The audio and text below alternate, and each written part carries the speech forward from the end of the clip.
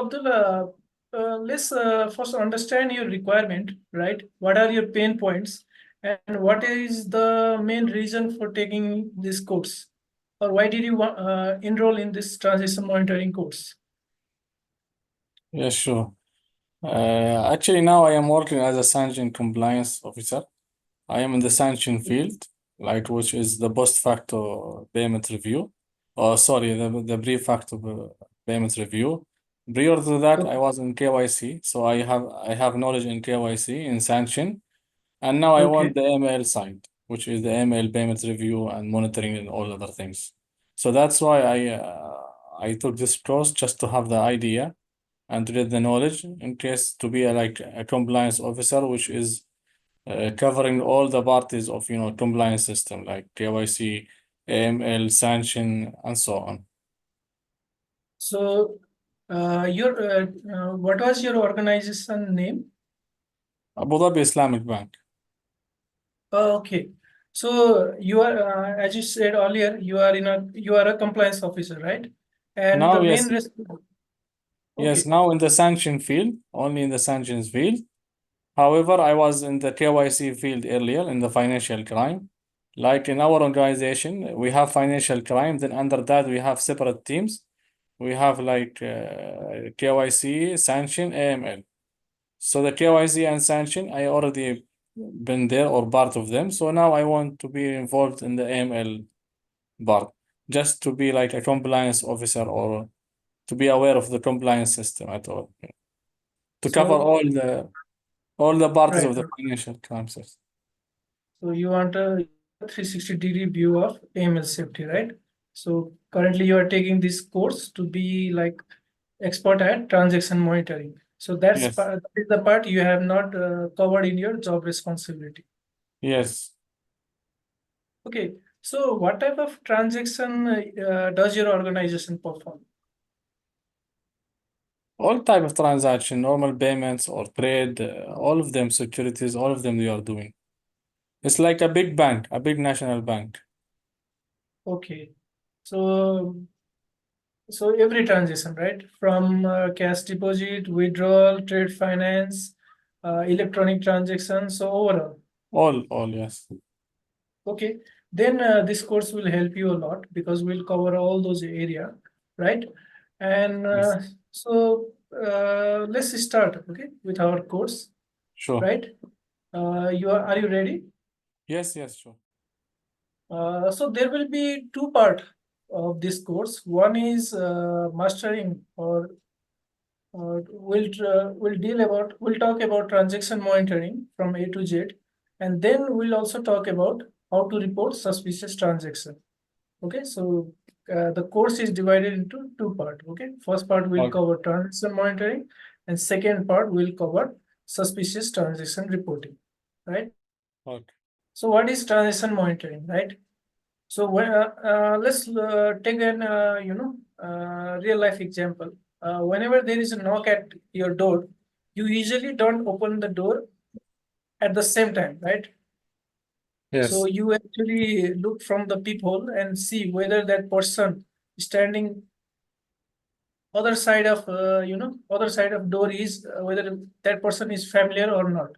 And after you are convinced that that person is familiar, only you let him enter in your uh, house, right? So Yes. in transaction monitoring, I know you may have already gone through this transaction monitoring, or you know the concept of transaction monitoring. I'm just trying to revisit the basic concept. So in transaction monitoring, what we do is it is reviewing the all the transaction done by customer, right? To understand whether that transaction done by that customer is genuine or not, whether it is of suspicious nature or not, right? And Yes. it is done to ensure that we are dealing with the trusted party. Okay, that party, just like the person other side of door is a trusted party or not, familiar party or not. Okay, that is the main cross of transaction monitoring. And currently, in also context of Nepal, right?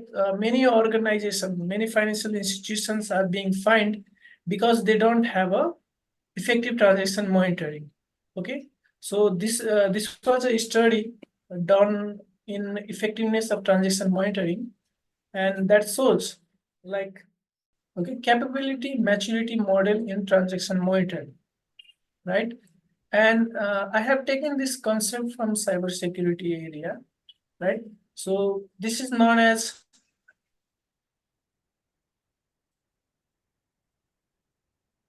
this is also known as CMMI model, right? So capability maturity model, and it's a framework. Okay? And framework it is a framework for organization to improve any process. Okay, there may be different function, different department in organization. Each department have their different function and process, right? And by using this capability maturity model, that department can measure its effectiveness of process, right? How mature that process is. Okay, so Right. this might be little quite challenging to understand at first, but I will guide you through. All right, I will guide you so that you can easily understand this concept. So first step is like initial stage, and then there is a managed, and third one is defined, and fourth one is quantitatively managed, and fifth one is optimizing, right? Yes. So let's imagine, okay, we can, understand these phases by taking the analogy of baking a cake, right? Suppose you are baking a cake, right? Uh, let's say if you don't have recipe and you are just trying to bake the cake for you first time in your life, then the result may be good or bad, right? So that's called initial phase because the process are unpredictable. Okay, so it's like baking any recipe, so you don't know what will be the outcome. Okay, and it is totally poorly controlled and often chaotic, right? And second stage is managed. Here it's like using a recipe for a cake. Okay, so process are documented, right, and standardized. So it means we'll relate this concept to our transaction monitoring later on. Just I want to give you a brief overview of what this process means, right?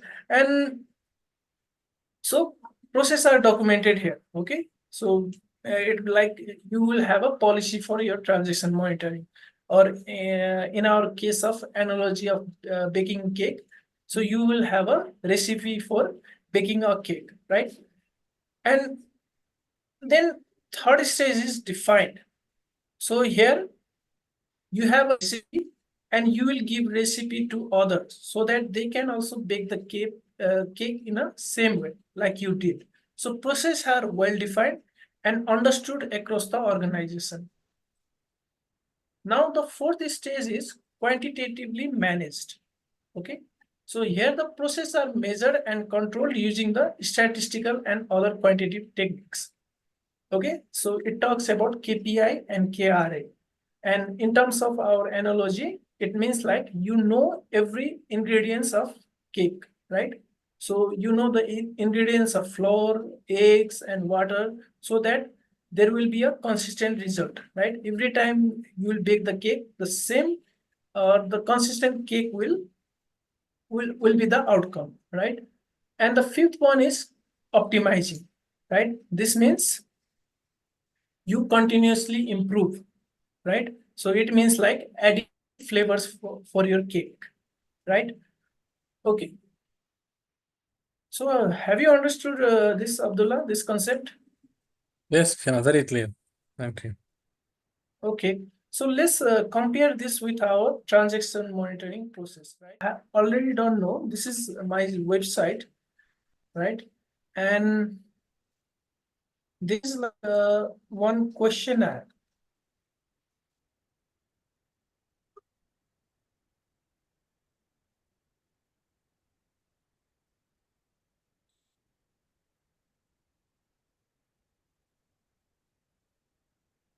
Okay.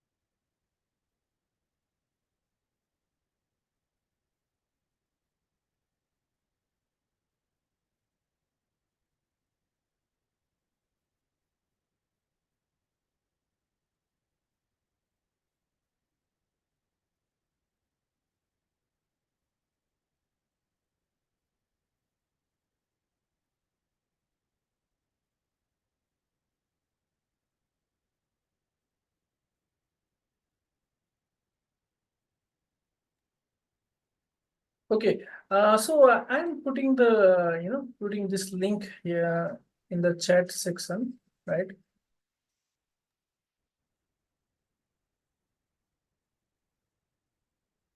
So this is a questionnaire, right? And you can go through this questionnaire at your one time, right? And it will help to measure the effectiveness of your transaction monitoring in your organization, right? So, when you are free, just give it a try. Okay, it will be very helpful for you.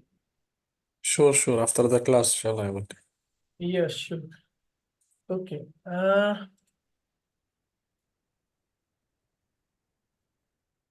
Okay. So, okay, let's move on to the our next topic. And uh, this talks about what are the requirements for having a good transaction monitoring system. So the foremost thing, okay, that you need for transaction monitoring system is that there should be a proper KYC. Okay, you should have collected all the KYC information from customer, and there should be proper risk profiling of that customer. Okay, the customer should be properly categorized into low risk, high risk, medium risk, depending upon his or her KYC information. So, Abdullah, can you tell me what is the link between the customer risk profiling and transaction monitoring?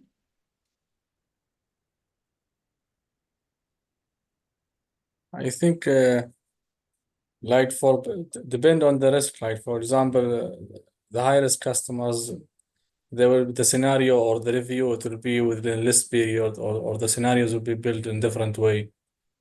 Like the high risk customers are more suspicious or more, Right.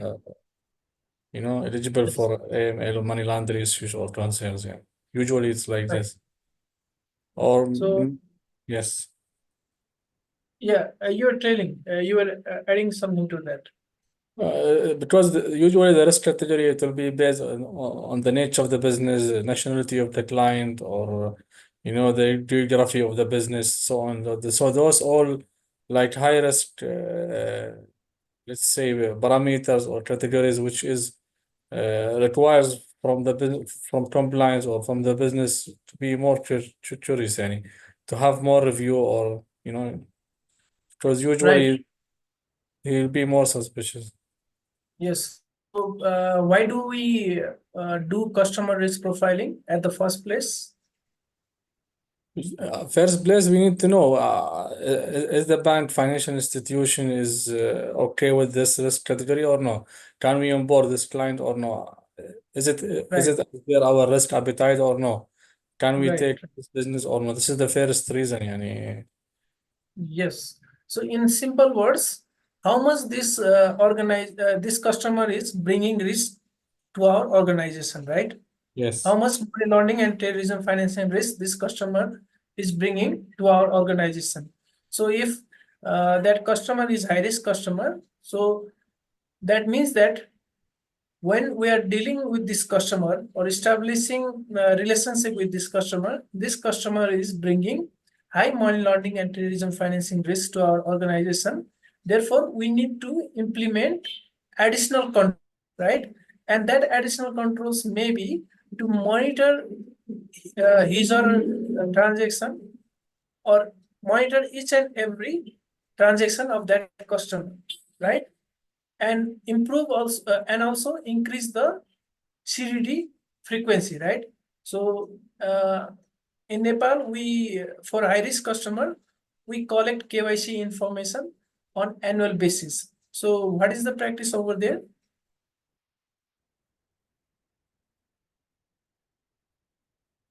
Hi, Abdullah. Sorry, just I missed your point. Like every 1 year or when you will review? Yeah. Every annual basis, we need to collect fresh KYC information of that high risk customer. Ah, So is yes. the same practice over there also? Yeah, we are having like for the high risk every year. Yes, it's in our plan. Right, right. So Then what we is have the the medium, yes? like every 3 years, and so on. Okay. Okay. So that is the main link between customer risk profiling and transaction monitoring. So transaction monitoring is a type of internal control, right? It's a AML safety control. Okay.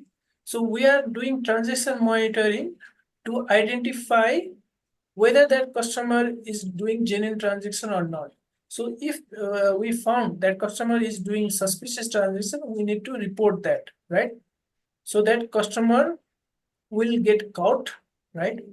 Or there might be any other consequences, so that we will protect our organization uh, from being a vehicle for channeling any kind of money laundering or terrorism financing.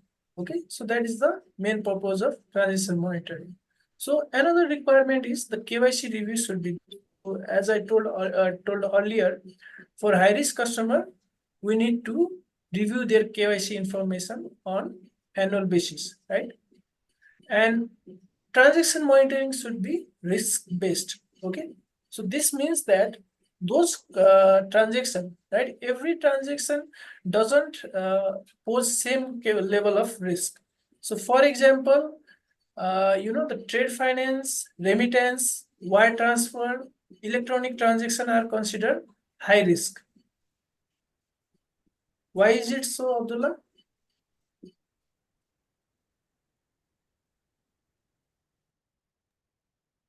Sorry, Kiran. Yeah. So, do you, in your organization, do you consider like trade finance, remittance, or wire transfer, electronic transaction as a high risk? No, depend. Like, see, you are talking about transaction review or about the client himself, yani the business of the client. No, Yani I'm talking about transactions.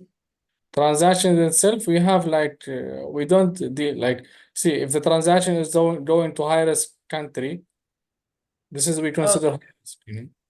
It depends or there is any suspicious like sanction or there is like the big amount or it's going to like country which is exposing high risk like Russian or Iran or something like this. This is where we consider the transaction as high risk or restricted or so on.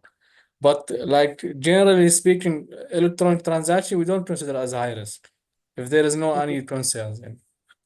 So this is, as per FATF recommendation, some transactions should be considered as a high risk. For example, transaction done through electronic medium, because these transactions are non face-to-face transactions, right?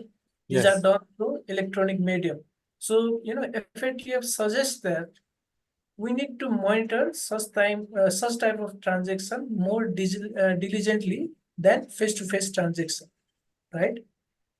Yes. And for example, remittance, wire transfer. Okay, so in wire transfer, we usually financial institutions usually have proper KYC information of only one party, right? Let's say the other party may be beneficiary or applicant who might not be our customer, right? So we only have a information of one party. As a result, we need to ask for the purpose and the source of transaction above certain threshold limit. So meaning the transaction monitoring should be risk-based, meaning that those transactions which poses high risk, right, or those transactions which are related to high-risk customer should be prioritized. Okay, the more scenarios should be developed for that kind of transaction, and that this should be more frequently monitored. Okay, by uh, many organizations, and this is the basis for creating rule-based scenario. Uh, okay, so we'll discuss this through an example. Okay, let's say in your organization there is issue, there is a case that a person is using different individuals, okay, or giving them some kind of let's say some kind of money or incentive to open account in your organization, right? And the main purpose of opening account is that he could apply the shares, right?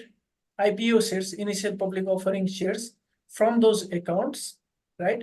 So what he will do is he will deposit money in those accounts and apply shares from those account, and after the shares are purchased in the name of those account holders, he will, after a few months, he will sell that share at a high price. So you understood the scenario? Kind of, not that much, if you can repeat. Okay. Maybe this doesn't happen, okay, usually happens in your country, okay, but it usually happens in Nepal. So I'm giving you the example in context of Nepal. So we have a you understand the term IPO, right? Initial public offering. Yes, Yes, this is the yes. process where organization raise money, capital from the market, right? Yes, And so initially the shares usually are bought by public at let's say 100 rupees in Nepali, right? So after the company gets listed in stock exchange, the price will rise, right? Maybe the buying and selling of that share will be around, let's say, 1,000 rupees. So if I have bought that share in, like, let's say, 100 rupees, I will, and if I could sell that share in 1,000 rupees, I will make a 10 time profit, right? yes, So are you getting my point? yes. So let's say if I if I am able to use others, right, to apply those shares, right? If I give somebody, okay, to open an account, and to in Nepal, if you have to apply shares, you need to have an account in certain financial institution. So if I, let's say, ask my relatives, friends to open account, and I'll say them that I will deposit the money, you buy the shares from that money, but give me the shares to me, right? So let's say if I was able to only buy 10 shares, so with the help of friends and relatives, now I can buy 1,000 shares, right? And now if I sell that shares at 1,000 rupees, then I'll want around 1 lakh. right? So it's a huge profit for me. Yes, I get it. Okay. So now, okay, from AML safety perspective, okay, do you think there is something wrong here? Yes, because we cannot know the UBO for these shares, right? Like, someone is asking different people to open and buy shares on his behalf, right? This Okay. is what I So, understood. so you have to tell me from as a compliance head in your organization, do you see anything, do you find any issue here, any problem with this arrangement?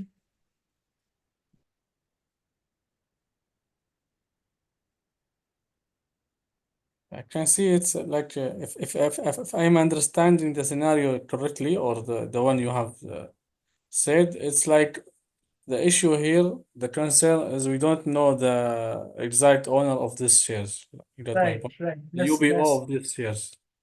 yes.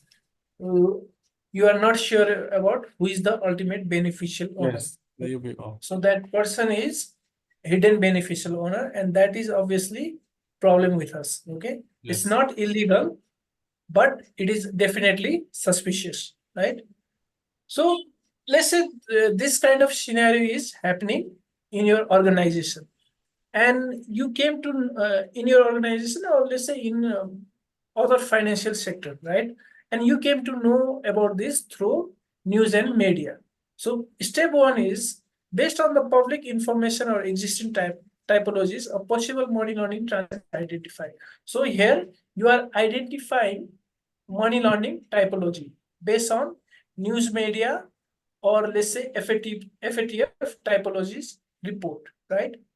So you have do you know about FATF typologies report? FATF for AML? Yeah, FATF typologies report. No, So not sure, sir. okay, okay. So so as a compliance head or compliance officer, you should know about this FATF. Okay, it's a kind of a bible for AML safety. Yeah, Uh, but I'm not in the AML side, that's why. yeah, It mainly will be for but the. it will be useful for you Yes, in yes, future. sure. Yes, Yeah. So I will give you the the link here. Okay.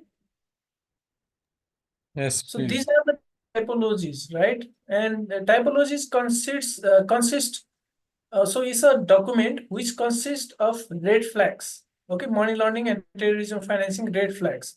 Okay. So on the basis of those red flags, you can create a scenarios. Okay. And yeah, I will give you this a link. And at your free time, please go through it. Okay, this is very important. Sure. I think Okay, this is also by, if I'm not mistaken, like we have our central bank, UAE Central Bank. right, They are preparing one of the red flags for AML team where they can build the scenarios based on it. I think right, it's right. taken from this VATF only. I'm not sure. Sorry, sorry, I didn't catch that. Yeah, I Abdullah. think I think it was created from the business from the central bank of UAE based on Okay, VATF recommendation. right, right. So Flags. yeah, so yeah, what I'm trying to tell is that you can be a proactive. You can be proactive, and you can go through this document, by yourself. It's freely available, and it will really help you. Okay, Yes, yes, for even me, I for have, sure, I will do. For sure, I will yeah, do. yeah, even I have created a lot of scenarios based on this FATF typologies in my previous organization. Very good. Okay. So yeah, on the basis of, so first one, on the basis of these typologies, you identify, okay, you came to know that this kind of money laundering or terrorism finance practice is happening in your financial sector, right? Now, in the second stage, you'll try to identify whether that kind of transaction is happening in your organization or not. Okay, maybe you have filed a STR previously, or maybe you will ask with your frontline staff and confirm whether such type of activities is happening in your organization or not. Okay, that is in the second stage. In third stage, before coming to third stage, in second stage you need to confirm. So if so now you have confirmed that such kind of transaction is, or such type of accounts are opened in your organization. So in third stage you have to decide that, okay, so this kind of accounts are being opened in my organization. Now I need to identify this kind of accounts. Okay, I need to file STR for this kind of accounts. So what you will do in stage is you identify specific features, okay, which can be parameters for creating your scenarios. Okay, so okay, my question to you, Abdullah, is how will you detect this kind of account?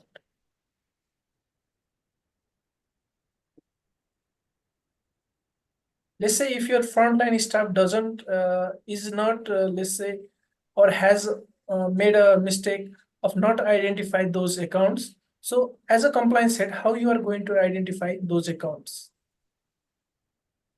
From the KYC maybe, or no, it's not possible from the transaction, behavior of transaction maybe. Right.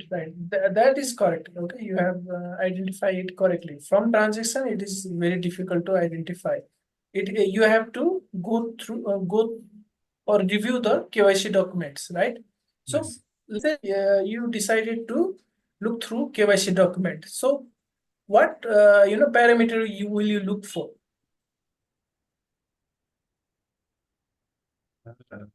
The nature of the business and No, you cannot. So nature, maybe they are like farmers. Okay, usually these are self-employed people. So you will not find any suspicious thing from KYC document by reviewing KYC document. Hmm. Okay, so this actually happened in our financial institution. So what we found out that the phone number, right? The phone number given in the KYC form is always in all those accounts, the phone number are same, right? Phone number is always a one particular person. Okay. So since if the different person goes to the account, if different person opens the account, right, they will put their own phone number, right? But in this case, they were putting the phone number of that hidden beneficial owner. Why? Because he would get the message of transaction, right? Whether he will also get the information whether that whether he got that he was, or whether that person was able to purchase the shares or not, or whether he acquired that shares or not. Or so for the notification purpose, he was asking all those person to input his phone number, right? But is it possible to have different numbers like this UBO is having more than one number, like kind of to to hide it from the business, from the financial institution. Like I am the real UBO, ultimate beneficial owner. I will be having more than one number, so I will put different numbers in different accounts. So the bank will not be able to identify. Can Right. happen. It's in Nepal. You are usually there are only two mobile companies, right? So you can only have two mobile numbers. No, Okay, two for us, different mobile. So it is very difficult to have a the many having it is very difficult to have a many mobile numbers for one person. I got you. So this is will apply only for Nepal because here, for example, in UAE, you can have multiple numbers. Same. Right. Because you have a multiple telecommunication company, right? Yes, and And even And even for each telecommunication company, you can have like 4 numbers. Right, Everyone person can have 4 numbers. So, for example, right, if you take from different companies, like it's Salat companies, telecommunication companies, so maybe we have like 3 or 4, maybe you will have 16 numbers under you. right. You can have this. Yes. So you in Nepal, so market is very small, right? So there are only two major players here. I So got you you. can have either you can have at maximum two numbers only, two mobile numbers only, right? I got you. So so it's very difficult to have 4 or 5 or let's say 16 mobile numbers. So that was the trend we found, right? Yes, So in the step 4, we created a scenarios where the scenario was like that, identify those accounts having same mobile numbers, simple as that, right? So but after creating those scenario, we were able to dump those accounts having similar mobile number, and we were able to file str for those account numbers, right? So in stage 4, you will create a scenario. Okay, after identifying certain parameters or features belonging to that suspicious transaction, right? And after creating that scenario, you will implement that scenario in your transaction monitoring system, right? And in this way, the scenario is created in your transaction monitoring system, and this gets repeated. Okay, in maybe let's say in the next month or next week, you will find another typologies, another money laundering and terrorism financing method happening in your financial sector. So on the basis of that, you will create a separate scenario. Yep. Uh, okay, try to understand the scenario first. Okay. okay. This is the story of Rahul. He owns a store where he sells clothes, big dreams for his business. Recently, he got a new machine that lets customers pay with their credit cards. It's called a POS machine, kind of like a cash register. But then something bad happened. Because of COVID-19, Rahul's store started losing money. He couldn't pay back the loans he took from the bank to grow his business. Rahul felt really stressed out about it. One day, a man named Mr. Tulsi Ram came to Rahul's shop. He seemed friendly and bought a lot of clothes. While they were talking, Rahul mentioned his dream of making his store bigger, but he said he needed money to do it. That's when Mr. Tulsi Ram said something surprising. He told Rahul that he smuggles gold illegally. He wanted to clean his dirty money, and he had a plan. He suggested using Rahul's POS machine to swipe credit cards and get cash. In exchange, Mr. Tulsi Ram promised to give Rahul 20% of the money. Rahul thought this sounded like an easy way to make some extra cash, so he agreed, thinking about it. Now it's up to us to spot any suspicious activity using the dashboard we made with Power BI. Now, if you so did you understood the scenario here? Yes, he will use the card in order to get the cash. Right, right. So does this kind of thing happens over there also? Yes, it will happen sometime. Okay.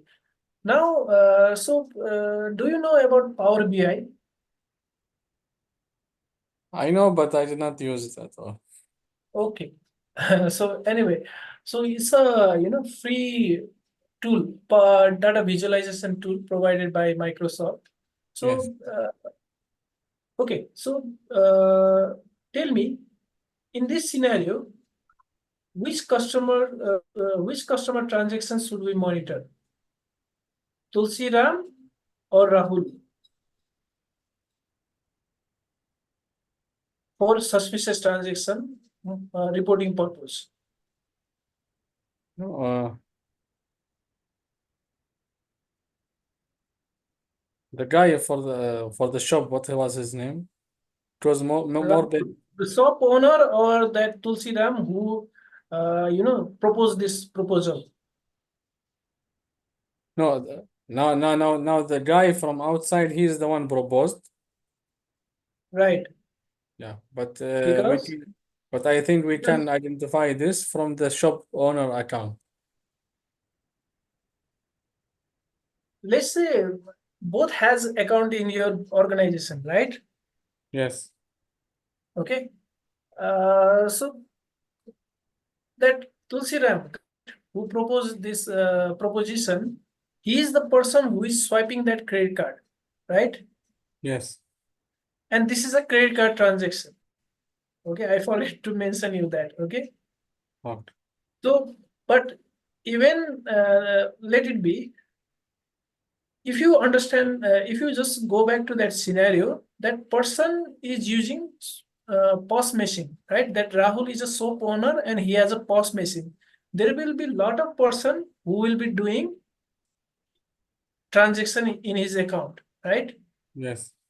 Through POS machine, right? Yes. But so by looking at that Rahul transaction only, it will be very difficult to identify suspicious transaction because things will be things will look normal as like somebody had actually made a purchase, right? Because organized because as a compliance head, you cannot go to his shop and ask for the invoices, right? No, but the payment, the card number will not show in the payment. I think it will show. But the card number will be hidden, right?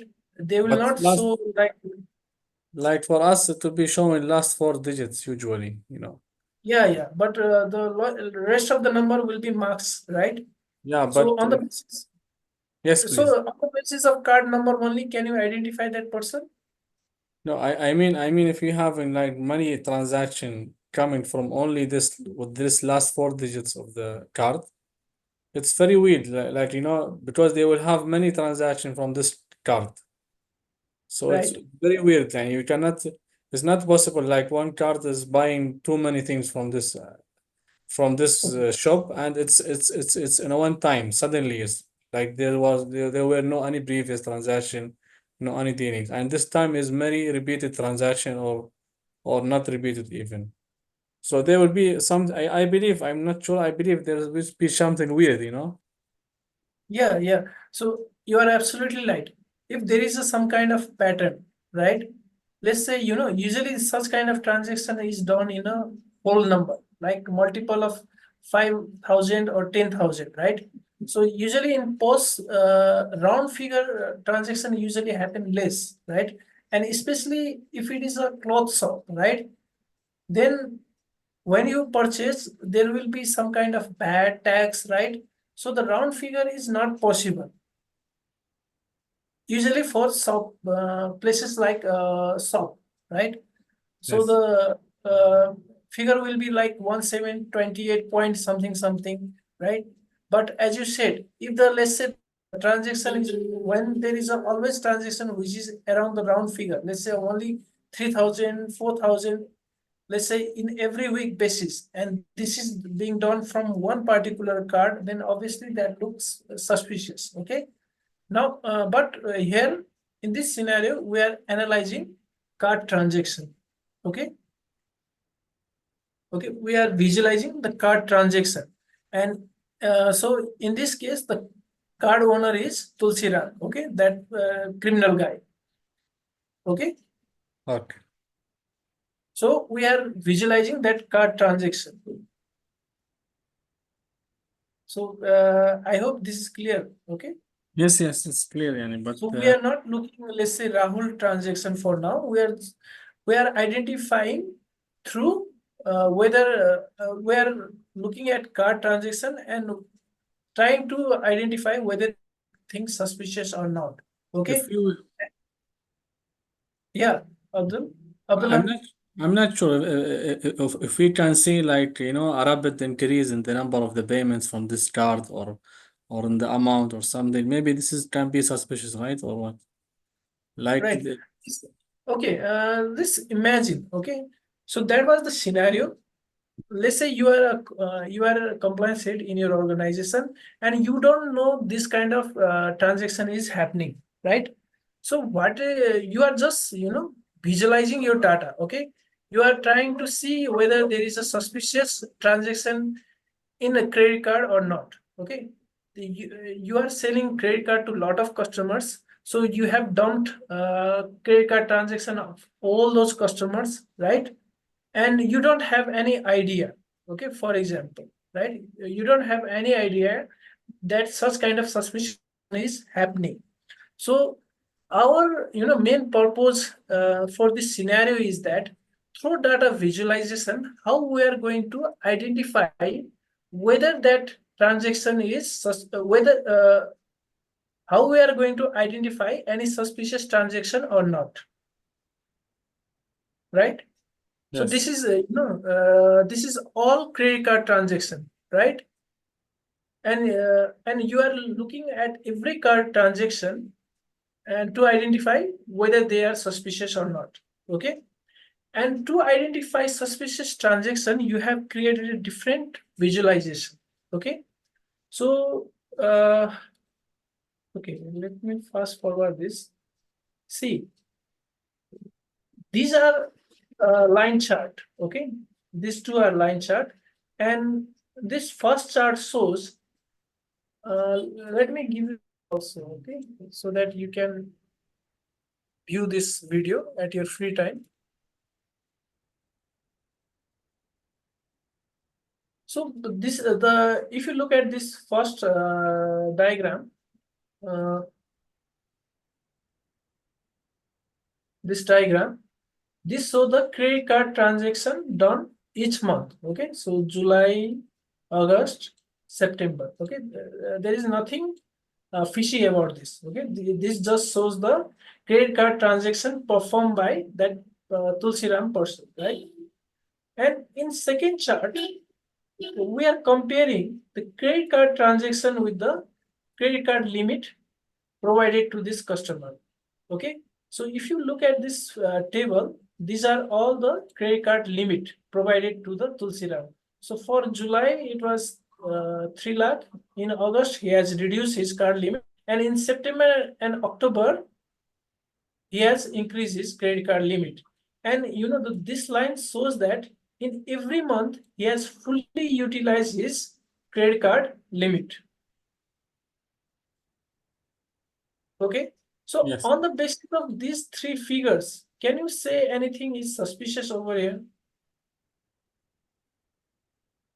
Yes, I believe he's utilizing all the limit for his card Right. every month, and month by month he's increasing. I think in September, October he increased, and also and from July till August there was no like transaction. Then after that, from August, suddenly he's Right. increasing the number of transactions also. Okay, maybe he became your customer in the month of July only. Okay, so when you raise credit card limit, there is certain process, I think. Okay, you have to has to provide like source of document, right, source of income, and other documents. On the basis of that only credit card limit is increased, and he has to justify the reason also, right, Okay. to the relationship manager for increasing his credit card limit.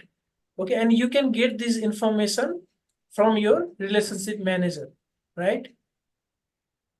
Yes. So, okay, again, I will ask this question. So, on the basis of only these three figures, okay, as you said, it looks fishy as he is utilizing a whole credit card limit, but on the basis of only these, let's say, three criteria, can you submit STR against that customer? No, we can ask approve for this payments. Right.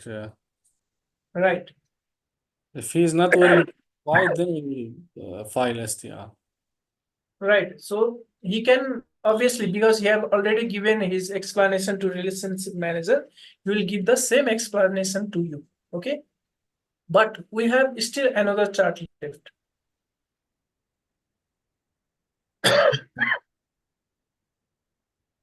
See.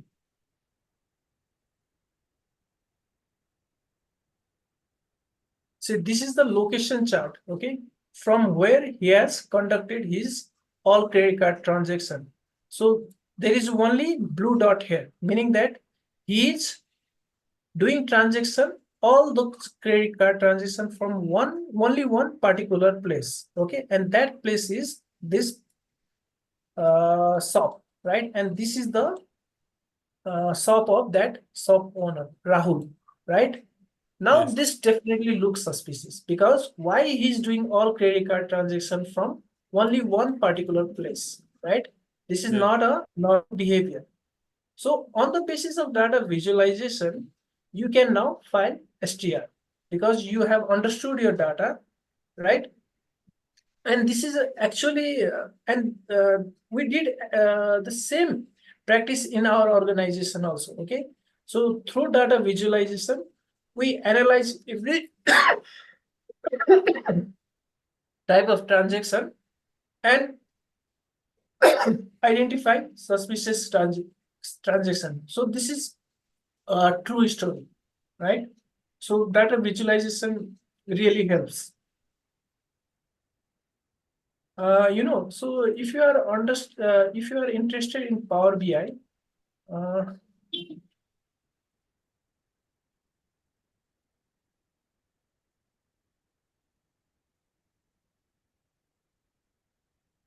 so you can check out this website. There, it has good courses on, let's say, Power BI. Okay. Thank you. Okay. So, Abdullah, I think we'll do up to this lecture only for today. Yes. Okay. So, if you have, can you if you have any feedback or can you share any thoughts for today's session? That would be Uh, helpful. How are you feeling, or are you learning a lot, or what is your experience as a whole? I am learning, you see, because my background like was purely in KYC and sanction. So I was having no idea about AML and but just basic ideas. I know that they are reviewing the transaction based on scenarios and scenarios based on the segments and so on. But what you have given to me today is very good, Saha. I'm learning a lot. Thank you. And I hope like in the next sessions we will be able to be able how to build scenarios or how to build based on the typologies because this is Yeah. We'll talk about that in our upcoming lecture. And Abdullah, with your permission, this session is being recorded, right? yes, So I'm going to put only certain portion of this session in my YouTube as a promotion. Okay. yes. Will that be okay with you? Yeah, no problem. You can go. Okay, sure. So we'll meet tomorrow. Uh, yeah, Abdullah, and Sure, we'll sure. continue our rest of our journey. Yes, sure.